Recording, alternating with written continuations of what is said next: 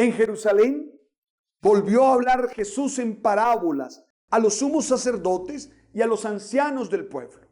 Y les dijo: con el reinado de Dios sucede lo que sucedió cuando un rey hizo un banquete para celebrar la boda de su hijo.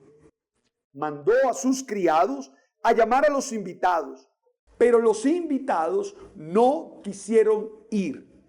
Volvió a mandar a otros criados con el encargo de decir a los invitados: ya tengo preparada la comida, he mandado matar novillos y reses cebadas, todo está listo, vengan al banquete. Pero ellos no le hicieron caso. Uno se fue a su finca en el campo y otro a sus negocios. Los demás agarraron a los criados, los maltrataron y los mataron. El rey se enfureció y mandó su ejército a acabar con aquellos asesinos, a incendiarles la ciudad. Luego dijo a sus criados: el banquete está listo, pero los invitados no se lo merecían. Vayan pues a las afueras e inviten al banquete a todos los que encuentren en el camino. Los criados salieron a los caminos y recogieron a todos los que encontraron, malos y buenos, y la sala del banquete se llenó de comensales.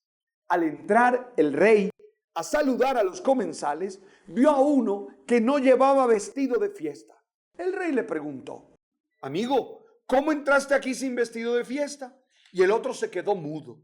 Entonces el rey mandó a los servidores: átenlo de pies y manos y échenlo fuera a las tinieblas. Allí será el llanto y la desesperación, porque muchos son los llamados, pero pocos los escogidos.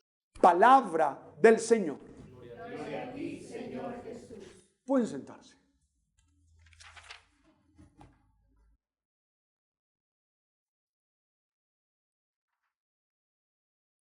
Tres temas, ¿te parece? ¿Les parece que trabajemos tres temas? Uno por lectura. ¿Les parece? Suena, ¿verdad? Suena lógico. Isaías, lo que leímos de Isaías, la proclamación que hicimos de Isaías, es una parte del capítulo 25, que es lo que conocemos, esa parte de Isaías, como el Apocalipsis de Isaías. O sea, hoy leímos una parte de lo que conocemos con el nombre de Apocalipsis de Isaías. Ustedes recuerdan que el Apocalipsis es una manera de pensar. La apocalíptica es una manera de pensar. La apocalíptica es una forma de entender la vida. Y los apocalipsis son un género literario. La manera como se concreta esa forma de pensar. ¿Fui claro o me enredé? Está claro, ¿verdad? O sea, porque la gente cree que el Apocalipsis es el libro solamente. No, sí, claro que es el libro. Pero el libro es fruto de una manera de pensar que es la que llamamos apocalíptica. Y el libro es un género literario que expresa esa manera de pensar. Sí, ¿verdad? Por eso en la Biblia hay muchos apocalipsis. Bueno, está el de Juan, que es el que conocemos más fuertemente, pero en otros textos hay capítulos que tienen ese género literario y que uno se da cuenta. ¿Qué caracteriza la apocalíptica? La caracteriza la inminencia del fin. La inminencia del fin. El triunfo de Dios y el castigo de los malos. Eso más o menos caracteriza esa manera de pensar. Claro, después el género literario tiene más características, usa simbologías, usa numerología, bueno, numerología no en el sentido que ustedes algunas veces escuchen, sino en el sentido bíblico, es decir, los números tienen un sentido bíblico, ¿de acuerdo? No me vayan a entender mal, por favor. Y usa los colores, usa animales, bueno, todas estas cosas. ¿Se acuerdan de los 4 jinetes, de las trompetas, de los sellos? Es decir, son muy simbólicos. ¿De acuerdo? ¿Voy bien ahí o estoy...? Bueno, eso me encanta. Porque esto es para que nos entendamos. Tú sabes.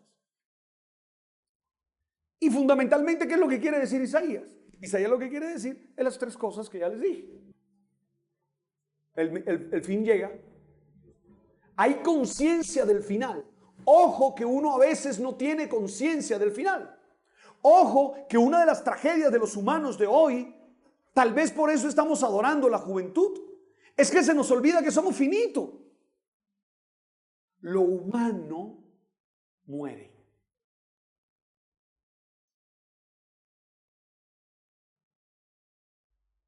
Lo humano se hace obsoleto.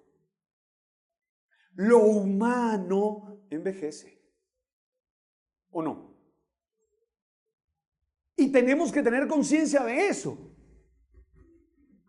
Uno quisiera tener 19 años como Brandon. Pero te aseguro que va a tener 40. Echemos una apuesta. ¿Apuestan conmigo? Porque yo también tuve 19. Es decir, uno tiene que disfrutar en lo que está viviendo, uno tiene que disfrutar su edad, uno tiene que disfrutar su momento, pero tiene que tener conciencia del fin. Porque si uno pierde conciencia del fin, absolutiza el presente. Y si uno absolutiza el presente, termina perdido. Entonces lo primero es conciencia de la inminencia del final. No somos creados para que, algún día nos tenemos que encontrar cara a cara con Él. Eso creemos por lo menos.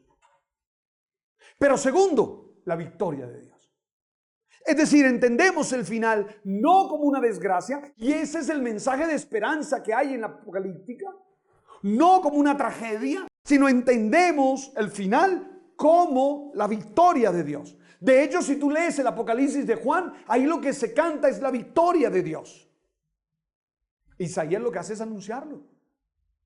En la parte de hoy lo que encontramos es eso.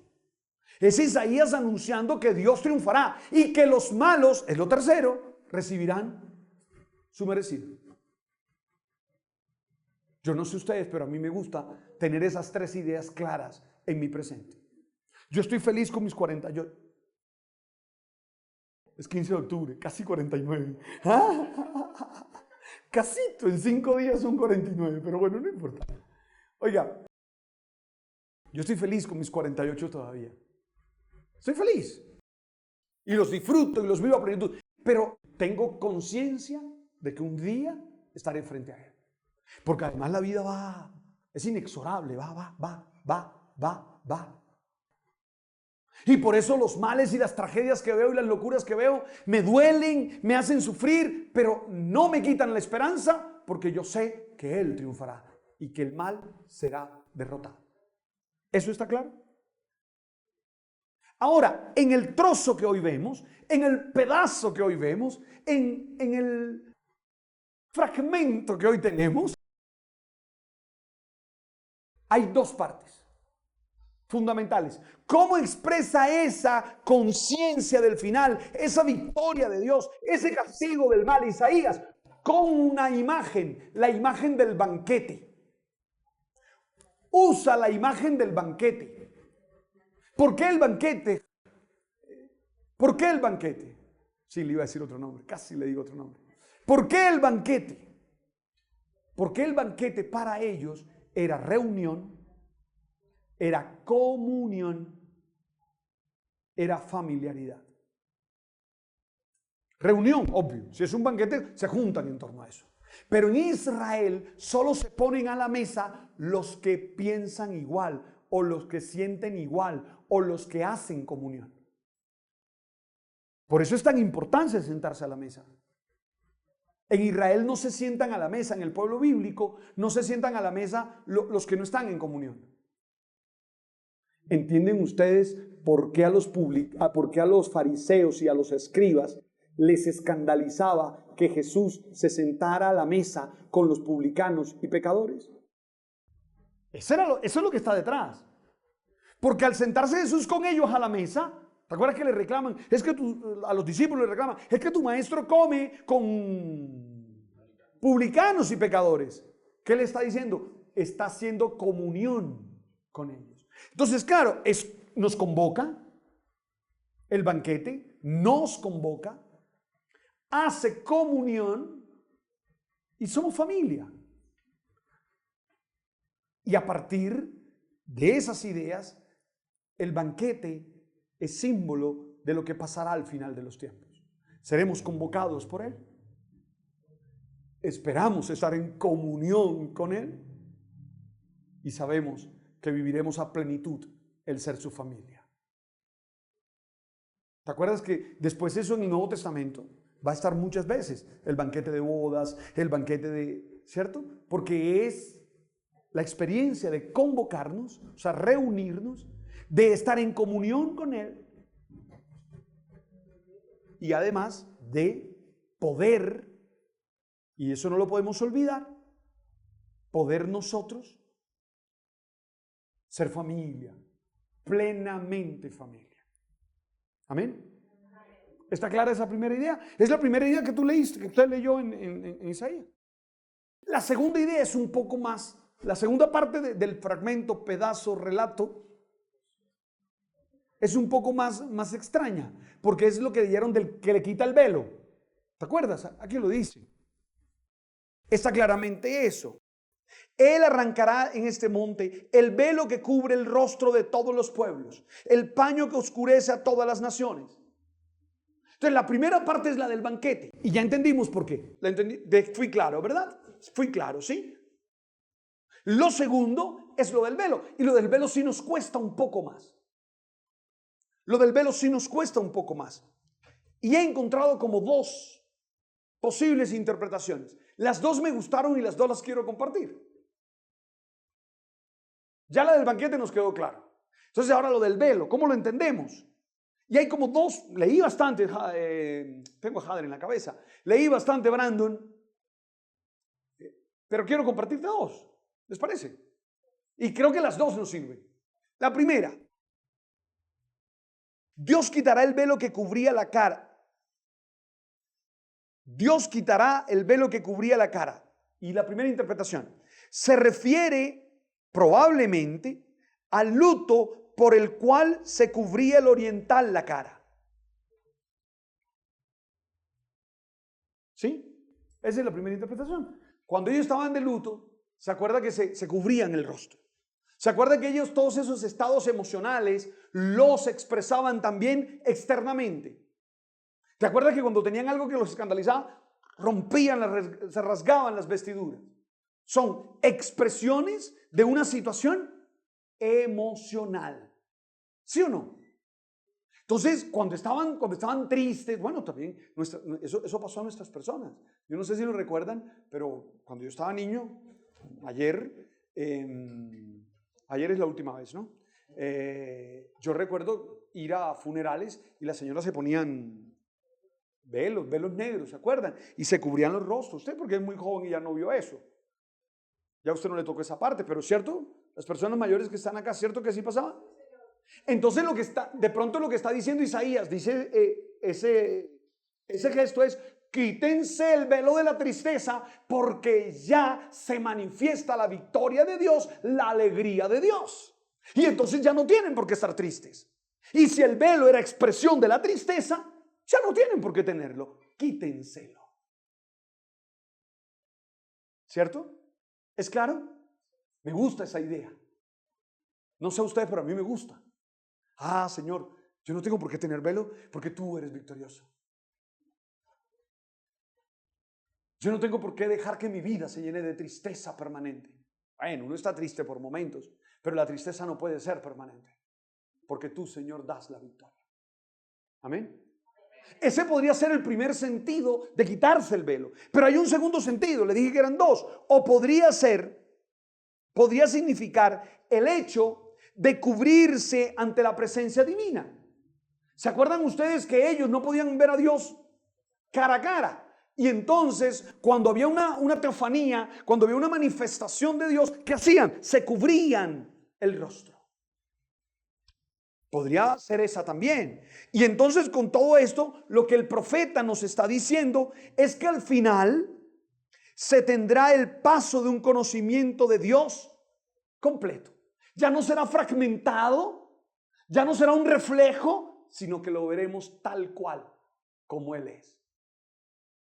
Y ese segundo me gusta mucho, porque eso es comunión. Eso cuadra con la idea de banquete. Ah, sí, porque si ya yo me voy a sentar a la mesa con Él, es porque lo puedo mirar cara a cara.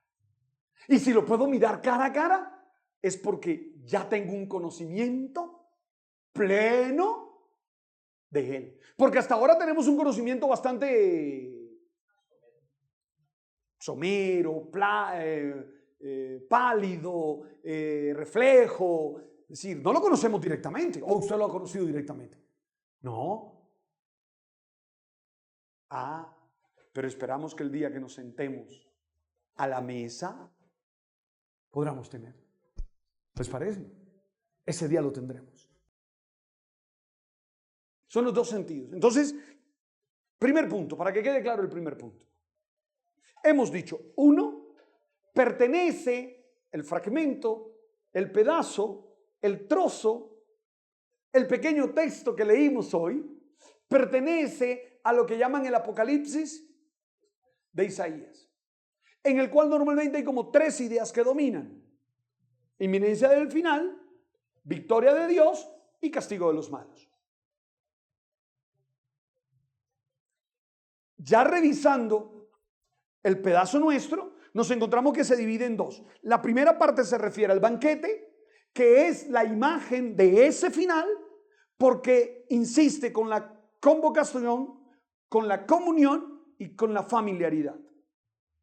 Y la segunda parte es con el gesto de quitarle el velo, que podría tener dos sentidos. El decirnos, ya no tienes por qué estar triste, porque Él tuvo la victoria.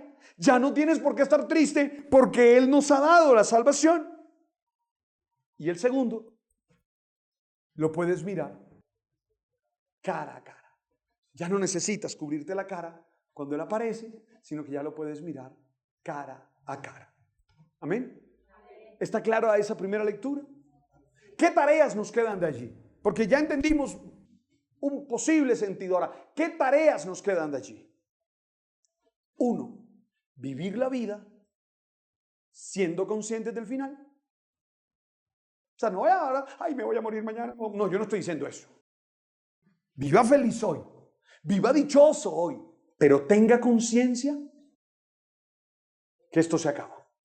Porque al fin y al cabo usted no es dueño, usted es administrador. Y el administrador, tarde que temprano, tiene que dar cuentas. ¿O no? Entonces usted viva el presente, disfrute sus 19, como un buen seminarista. Sí, ¿por qué se ríen? ¿Ah? Ellos se ríen, Brandon. ¿Será que te conocen? ¿Ah? No, bueno, yo no sé. Hasta llegan cartas de otros países ya. ¿Eh? Y no estoy faltando a la verdad, la puedo mostrar. Oiga, entonces, primera cosa, viva sus años, pero tenga conciencia del final. Porque cuando uno no tiene conciencia del final, hace lo que le da la gana. Y cuando uno hace lo que le da la gana, corre el riesgo de destruir lo que le han puesto a administrar. Bueno, eso es una parábola. Brandon, eres administrador. Un libre administrador, pero un administrador. Algún día te tocará darle cuentas al dueño.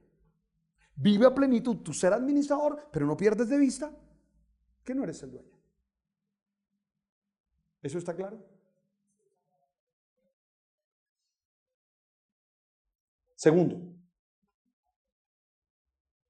Segunda idea que creo. Quitémonos el velo. En el primer sentido. Vivamos con alegría la vida.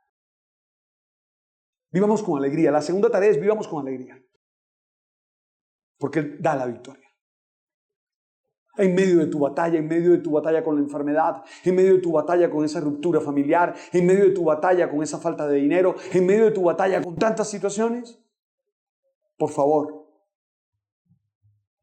no vivas con tristeza, vive con la alegría de saber que Él te dará la victoria. Dejamos esas dos tareas, ¿les parece? Bien. Ahora sí, segundo tema. ¿Ya? ¿Vamos claros o no? Usted no me mira, yo me asusto. Sí. ¿Ah? Me da miedo que se estén durmiendo. ¿Para nada?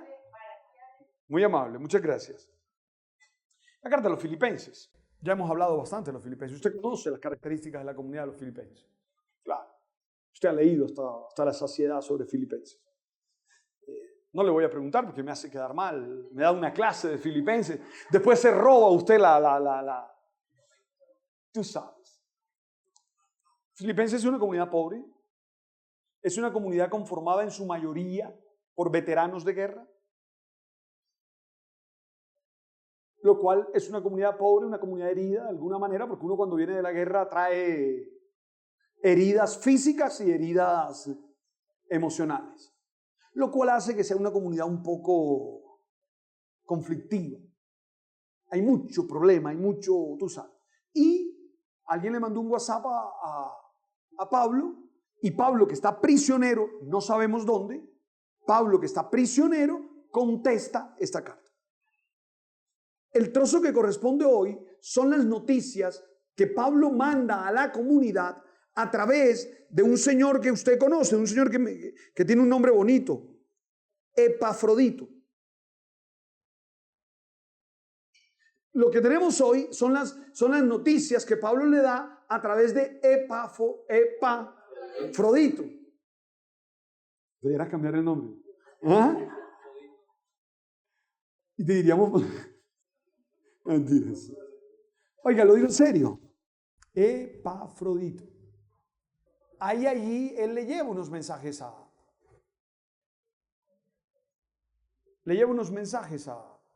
Pablo. Algunos autores creen que esos mensajes estaban por aparte de la carta y que hubo algún compilador que los suturó, que los juntó. Algunos autores creen eso. Pero bueno, lo importante aquí es darnos cuenta que dice. ¿Cuál es el tema de ese pedazo que escuchamos? El tema de ese pedazo que escuchamos es lo que llaman la autosuficiencia del apóstol. Que además era un tema muy importante en la filosofía griega. Solo que Pablo no lo entiende como la perfección, como el tener todas las cualidades y el poder saberlo todo, sino que lo entiende en el contexto sapiencial, en el contexto de los sabios de Israel, como aquel que es capaz, en el nombre de Dios, de adaptarse a la situación. ¿Quedó claro? Parece que no. El tema de eso, de lo que la lectura de hoy es la autosuficiencia del apóstol. El apóstol tiene que ser autosuficiente, pero no entendido en el sentido griego de perfección, no en el sentido griego de que no necesito de nadie, que yo soy tú sabes, sino en el sentido de los sabios de Israel, en el cual la persona autosuficiente es aquel que desde su dependencia con Dios es capaz de adaptarse a las circunstancias. Mire, ¿está claro? Sí. Mire, de los miedos más grandes que tiene el ser humano es el miedo al cambio. Nos da miedo el cambio. Mucha gente le tiene miedo a las reformas. Yo el otro día conversaba con alguien a quien aprecio y lo que descubrí en su corazón es miedo a los cambios, miedo a las reformas. Me imagino que ese miedo nace a las sorpresas que puede traer el cambio, a la inseguridad que puede generar el cambio, porque ya uno está acostumbrado a esto, ya uno, malo o bueno, ya uno lo maneja. Pero si cambia, uno no sabe a qué se enfrenta. Y yo creo que muchos les tienen miedo al cambio. Muchos. Y muchos se aferran a unas ideas que saben están fallando, que algo no está pasando, no está sucediendo, pero le tienen miedo a cambiar. ¿Y por qué? Porque se les ha olvidado que nosotros tenemos que vivir en total dependencia de Dios. Y quien entiende que vive en total dependencia de Dios, sabe que lo que venga será para la gloria de Dios.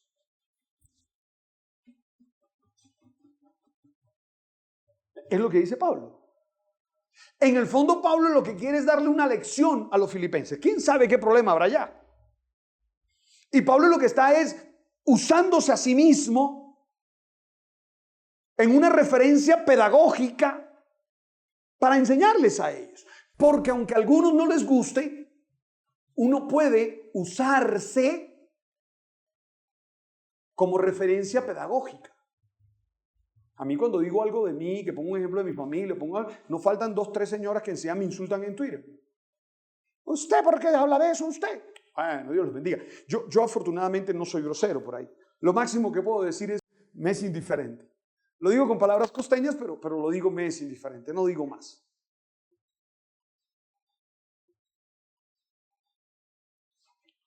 Pero Pablo lo hace. O sea, no creas que Pablo nos quiere hablar de él. No creas que Pablo nos quiere hablar de su autosuficiencia. Pablo lo que quiere es que la comunidad entienda lo necesario que es vivir dependiente de Dios y que quien vive dependiente de Dios sale adelante. Y entonces esa frase fabulosa del versículo 14, todo lo puedo en Cristo que me fortalece. Que dolorosamente la gente lo ha entendido como una expresión de Superman. Me le atravieso al carro porque todo lo puedo en Cristo que me favorece. Dale, atraviésate. Me tiro del 15º piso porque todo lo puedo en Cristo. No, cuidado. No me le pongas ese sentido mágico a esa expresión, porque eso no es. No. Pablo no está hablando de eso. Voy a volar porque todo lo puedo en Cristo que me fortalece. Cuidado. Y mucha gente lo usa como un estribillo de fuerzas de Krypton, sobrenaturales. Y no, Pablo lo que está diciendo es, como dependo plenamente de Dios, soy capaz de soportar y de vivir lo que venga. Y Pablo da ejemplos claros. Si cuando me tocó pasar hambre, pude. Y cuando me ha tocado momentos de abundancia, pude. Y eso es lo que todo apóstol, y eso es lo que todo aquel que quiera predicar y todo aquel que quiera vivir como un verdadero bautizado debe tener claro. Por eso no le podemos tener miedo al cambio. Yo recuerdo una oración que a mí me fascinaba, de niño me la aprendí de memoria. Vamos a ver si recuerdo. Es que hace muchos años ya. Pero yo recuerdo una frase que decía, ¿y qué me traerá el año que entra? Lo que tú quieras, Señor. Oiga, todo lo podemos en Cristo que nos fortalece. Todos tenemos momentos de pobreza. No todos los momentos son de riqueza. Más, el otro día que dijeron que el diablo entraba por el bolsillo, yo dije, a mí como que me lo exorcizaron. Porque no entra nada, ¿oíste? Ando pelado siempre. Lo digo en serio. Y hay momentos en que uno tiene bastante. Y hay momentos en que no se tiene nada. Pero hay que tener una dependencia total del Señor. Y quien depende totalmente del Señor es capaz de vivir esos momentos y salir adelante. De eso se trata. Decir hoy, todo lo puedo en Cristo que me fortalece. Es decir, voy a ser capaz de vivir las situaciones que toca vivir. Que no son fáciles. Yo sé que no son fáciles. Yo sé que son complicadas. Yo sé que son difíciles. Pero hay que vivirlas. Pablo puede vivir en la pobreza y en la abundancia. Oiga, mis hermanos, no olviden que Él manifestó su total abundancia en la cruz. Entonces no tengas miedo. O sea, yo no te digo que busques la pobreza, yo no te digo eso. Yo no te digo busca la enfermedad, obvio que no. Yo no te digo busca los problemas, obvio que no. Ellos llegan, no te preocupes. Pero cuando lleguen, enfréntalos y vívelos con la certeza de que todo lo puedes en Cristo que te fortalece. Insisto, no se trata de poderes mágicos. No es que te están dando los poderes de Graigo, no sé. No. No es que eres Superman. Todo lo puedo. No. No vayas a pensar que por ser cristiano no vas a tener momentos duros, los vas a tener. No vayas a pensar que por ser cristiano no va a haber momentos de pobreza, los vas a tener. A veces más de los que uno quisiera. No vayas a decir que porque eres cristiano, tu familia siempre va a estar bien. No es verdad. A veces se pasan por momentos duros. Lo que sí sabemos es que la dependencia de Dios nos hace ser capaces de soportarlo y de superarlo. Venga, Brandon. Esta parte nada más para Brandon, no la escuchen, por favor. Para Brandon y para los seminaristas y para los presbíteros y para los obispos y para aquellos que han decidido seguir al Señor de esta manera. ¿Qué es lo contrario a eso? Que si usted no es autosuficiente y no sabe vivir en la carencia, entonces usted se volverá esclavo de algo para no vivir en la carencia, para no vivir en la pobreza, y terminará esclavo. Claro. Lo que viene es una etapa de pobreza. Y como tengo miedo de vivirla, entonces alguien me dice, te pago tanto para que niegues el evangelio, y como yo lo que quiero es no vivir eso que viene, entonces termino accediendo a eso. Por eso el texto habla de la autosuficiencia del apóstol. Pero una autosuficiencia que no se funda en él, sino que se funda en la dependencia de Dios. Amén. ¿Está claro eso? Todo lo puedo en Cristo que me fortalece. No quiero a nadie diciendo cosas mágicas. Voy a comprar la lotería porque todo lo puedo en Cristo que me fortalece. Voy a volar porque todo lo puedo en Cristo que me fortalece. Me voy a ir a pie para Santa Marta porque todo lo puedo en Cristo que me fortalece. No, usted entendió muy mal el texto. Perdóneme. No voy a tener momentos malos porque todo lo puedo en Cristo que me fortalece. Lo lamento. Usted lo que está diciendo es que cuando lleguen los momentos duros, también los podrá vivir. Y algunos se tienen que soportar. Porque algunos no se pueden cambiar. Y soportarlos. Hipomone, diría Pablo. Amén. ¿Sí? ¿Sí? Eso. Tercer tema. Ese evangelio da para 2 días. ¿Usted sabe cuál es la ocasión de ese evangelio? En Mateo. Claro, usted ha estudiado la estructura de Mateo. Usted tiene clarita la estructura de Mateo en su cabeza, pero usted ve el texto, usted enseguida ubica cuál es su contexto. No voy a permitirle la palabra porque sé que usted después me hace quedar mal. Me da una clase, es que sabe mucho de sinópticos. Me da una clase. Oiga, Jesús acaba de expulsar en Jerusalén a los mercaderes del templo. ¿De acuerdo?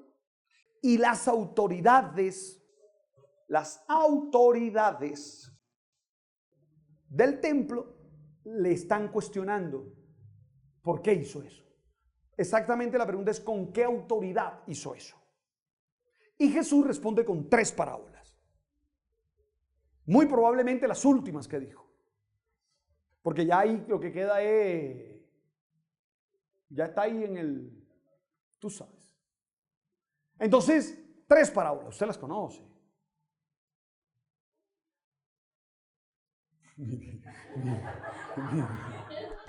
Brandon, te apoyan, Brandon. No sabía que eran de tu club de fans también. 3 parábolas. Esta es la tercera parábola de esas 3. Usted comprenderá por qué es importante tener clara la ocasión. Porque uno sabe entonces los destinatarios quiénes son. Y al saber uno los destinatarios, eso enseguida te marca el sentido. ¿A quién les está hablando? Les está hablando a las autoridades judías del momento. Ya eso enseguida te da como un... Y viene la parábola. Primero, es una parábola, es una construcción. Siempre las parábolas son construcciones literarias, comparaciones, pero siempre, o en su mayoría, tienen algunas alusiones a situaciones históricas. O sea, la parábola es una invención. Por eso es que uno no puede rezarle a San, ¿cómo se llama el leproso de Lázaro? ¿Te acuerdas que en la Biblia hay 2 Lázaros por lo menos? El hermano de María, al que sí le podemos rezar y todo, pero no al del rico Epulón, porque no existe, es una invención. Una parábola es una invención, es una creación para decir algo. Ahora, lo que sí nos damos cuenta es que es una invención que echa mano de elementos históricos para todavía precisar más claramente para quién es. ¿Estamos o no? Lo primero es que el reino de los cielos se parece a un banquete. Esa idea es nueva, nunca antes había salido en la Biblia. ¿Cierto? ¿Es nueva? ¿No? ¿Dónde la habían oído? En Isaías, por lo menos. No es nueva. Uno enseguida se da cuenta que el que construyó esa parábola, que muy probablemente es Jesús, esa es una de las que probablemente salieron de la boca del Señor, uno inmediatamente se da cuenta que el tipo conoce, tiene un background, conoce la palabra, o a Isaías por lo menos, un banquete. Y enseguida dice un banquete de bodas del hijo, para que quede claro a qué se está refiriendo. ¿Qué pasa? 3 cosas pasan, y ahí vamos a trabajar. Una, es una invitación. Fantástico eso. Al banquete de bodas hay una invitación. Y eso es lo que más me emociona a mí del cristianismo. Estar con Dios es una invitación. Por eso no me dejo obligar de nadie, tú sabes. Por eso no me obligues a nada. Porque es una invitación. ¿Y qué pasa con las invitaciones? Se pueden aceptar o se pueden. Qué emocionante. El reino de los cielos el reino de los cielos es como un banquete al cual te invitan. Te invitan. Y cuando a ti te invitan, tú puedes. Ten conciencia de eso. Esto no es una imposición. No te jalaron a los gallos, tienes que venir para acá. No. Es una invitación. Y a las invitaciones uno puede ir o no ir. ¿Correcto? Pero segundo, si vas, tienes que ir de acuerdo a las normas de la invitación. ¿O no? ¿Está claro o no está claro? Vamos de nuevo. ¿Es una invitación? ¿Qué significa que es una invitación? Que es libre, que puedes aceptar o que puedes rechazar. Pero si la aceptas, claro, ahora en las invitaciones dicen guayabera verde. Perdón, verde. Compadre, si llevas guayabera roja, no te dejan entrar. ¿Sí o no? Dice smoking. Si no vas con smoking, no te dejan entrar. Y entre otras cosas, ¿sabes por qué no te dejan entrar, Brandon? Porque te vas a sentir muy mal. Todo el mundo vestido de guayaberas y blancas y todo tu guayabera roja. O sea, eso no. Eso explica por qué al que invitaron y no tenía la ropa adecuada, lo sacaron. Es una invitación. Pero una invitación que si tú aceptas, no vas a vivir conforme a lo que a ti se te dé tu gana, sino conforme a la invitación. Eso es muy interesante porque nosotros queremos ir al banquete de bodas, pero no según las reglas de Dios, sino según las reglas nuestras. O sea, nos invitan, decimos que sí y queremos poner las reglas de la fiesta nosotros. Yo no sé ustedes, pero yo eso no lo permito. Ustedes lo permiten. Si yo hago una fiesta y los invito a ustedes y ustedes van, no me van a cambiar la música porque a ustedes les da la gana, los hechos. ¿O no? Pues bueno, mi pregunta es, tengo 2 preguntas para ustedes. Una, ¿aceptan la invitación de ir al banquete de bodas? No sé. tiene que preguntarse si la acepta. Pero dos, recuerde que si la acepta, hay unas condiciones mínimas para entrar. Que si el vestido son las relaciones, entonces las normas tienen que ver con la manera con la que tú te relacionas con nosotros. Pero eso sería otro tema que tendríamos que desarrollar. ¿Usted aceptó la invitación? Si la aceptó, no pretenda poner las reglas usted. Señor, voy a tu baile, pero tiene que haber reggaetón. No. El Señor te puede decir, lo lamento, pero no entras. Y ahora que hacen fiesta de épocas y fiestas temáticas, es una invitación. Mi pregunta es, usted que se siente invitado y que ha dicho sí, ¿está viviendo conforme a las condiciones que le piden en la fiesta? Y ahí hay que cuestionarse, eso no tiene respuesta, eso me tengo que cuestionar. Tercero, el Señor les echa en cara a los que le están escuchando que ellos no aceptaron la invitación. Cuando dice que uno se fue a sus negocios, cuando dice que otro se fue a otra cosa, en el fondo los está reflejando a ellos y les está diciendo, el banquete era para ustedes y ustedes estaban invitados, pero ustedes no quisieron ir. Les está diciendo, como ustedes no aceptaron ir, pues el Señor va a dar el banquete con los que aceptan. Les está explicando por qué ya el banquete no es solo para ellos, como al principio ellos lo creyeron, sino que es para todo aquel que acepte y lleve la ropa adecuada. ¿Es claro? Mira, es tan cierto, Brandon, es tan cierto. Esto ya lo sabe usted, pero se lo voy a repetir. Es tan cierto que hay elementos históricos ahí. Es tan cierto que les está echando en cara su no, que yo estoy convencido que Mateo le metió una parte a esa parábola para que quedara todavía más clara. Ese texto seguramente fue escrito después de la destrucción de Jerusalén. Y entonces Mateo le mete una alusión a ese acontecimiento. ¿Te acuerdas que dice que el rey fue con su ejército y destruyó a la ciudad?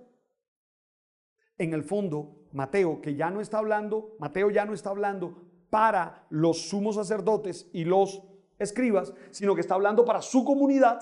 Mateo les dice, esto que pasó en el año 70 es consecuencia de que nosotros no aceptamos la invitación.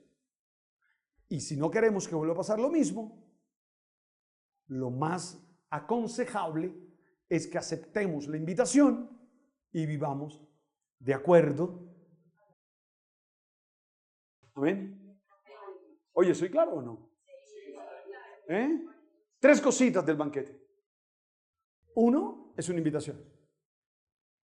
No expliqué lo del banquete porque ya sabíamos por Isaías. 1, es una invitación. Y a las invitaciones no estoy obligado. 2, si acepto la invitación, voy conforme a las exigencias de la invitación. Y 3, el texto explica por qué los escribas y fariseos y sumos sacerdotes y autoridades judías no van a ir al banquete. No porque el Señor los haya marginado, sino porque ellos no aceptaron ir. Y ahí mismo hay una alusión histórica que yo creo que es de Mateo, yo creo que ya es del autor, cuenta la parábola del Señor y le mete su inspirado, le mete su toque, recordándoles por qué les destruyeron Jerusalén. ¿Por qué les destruyeron Jerusalén? Porque no aceptaron la invitación. Y porque además se pusieron pesados. Porque uno puede no aceptar la invitación, pero ir a matar a los enviados, ya es como se pasaron, ¿verdad? No se te olvide que esta parábola está unida a la parábola de los viñadores homicidas, que fue en estos días también, ¿no? El domingo pasado, ¿verdad? Son las 3 parábolas. El que dijo sí y no fue. ¿Te acuerdas que hay uno que dice sí y no va? Uno que dice que no y sí va. Esa es la primera. La segunda, los viñadores homicidas. ¿Te acuerdas que le alquilaron la viña y cuando el dueño mandó a buscar la parte que le correspondía, se pusieron al alzar y los mataron a todos? Hasta el hijo, ¿te acuerdas?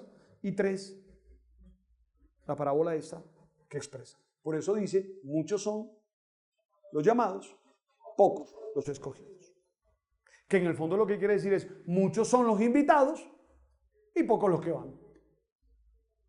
Todos estamos invitados. Todos estamos invitados. Ahora, depende de ti si vas o no vas. Pero ya esa es una respuesta desde el corazón. Ya no es una respuesta que yo les puedo dar a ustedes o que ustedes me pueden dar. Amén. ¿Quedaron los 3 temas claros? El primero, en en Isaías, el banquete. Primero pertenece al Apocalipsis. Ahí en el Apocalipsis 3 ideas: la victoria de Dios, la inminencia del mal y el castigo de los malos. El texto nuestro pertenece ahí y tiene 2 partes. Una que es el banquete como tal, que es convocación, que es comunión y que es familiaridad.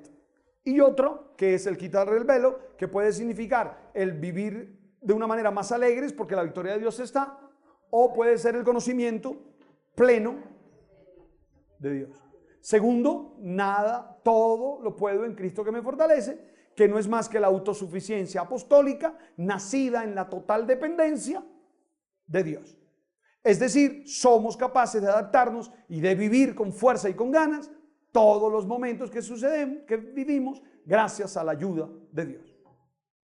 Y 3, es una invitación. Si la aceptas, tienes que ir conforme a las condiciones.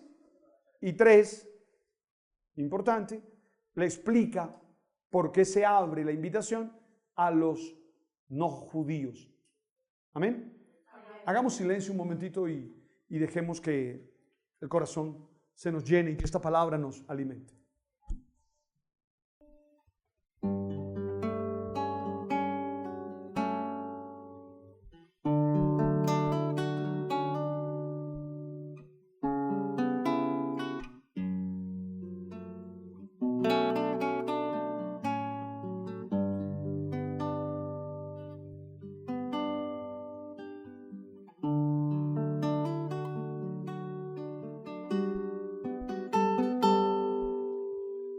Tú estás aquí, en la mesa del altar. Tú estás aquí, tu alma y tu divinidad. Tú estás aquí, y te puedo contemplar. Tú estás aquí. Te has hecho por mí vino y pan.